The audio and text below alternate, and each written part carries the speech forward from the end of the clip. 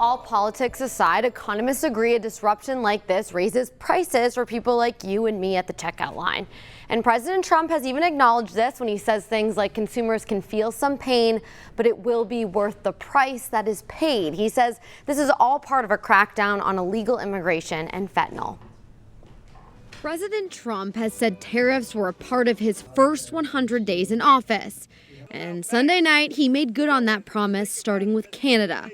If we have a U.S. bank, they don't allow them to go in. Canada's been very tough on oil, on energy. They don't allow our farm products in, essentially.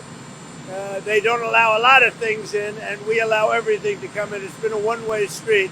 With those words, a 25% tariff imposed on the country to the north. And the impact began.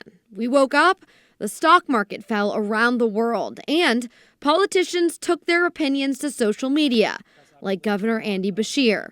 A state that voted for this president by more than 30 points is going to feel the impact of these actions.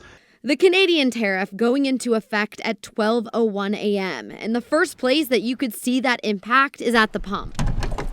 It's a world market, but a lot of our oil flows in from Canada, I think Ontario specifically. And so what that means is if we're paying 25% more on oil, or even if it's reduced to 10% because it's energy, that's still making it more expensive because we're either going to have to source oil, gasoline, whatever product it is from a less efficient source, whether that's being produced in the US or the Middle East or elsewhere, at some higher price. Another place is at the grocery store. We went to Jungle Gyms, where you can quite literally shop around the world. To be honest, we don't have we have a Canadian section, but there's not a lot to it. They said they do receive bacon and pork products, and that's not to say ingredients of products they receive aren't made with resources from Canada.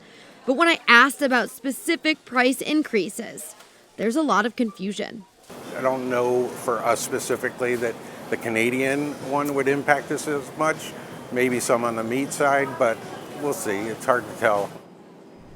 So a levy on China is expected to continue as well. The tariffs could stop Chinese fashion firms like Shein and Temu from flooding the markets with clothes and goods at extremely low prices.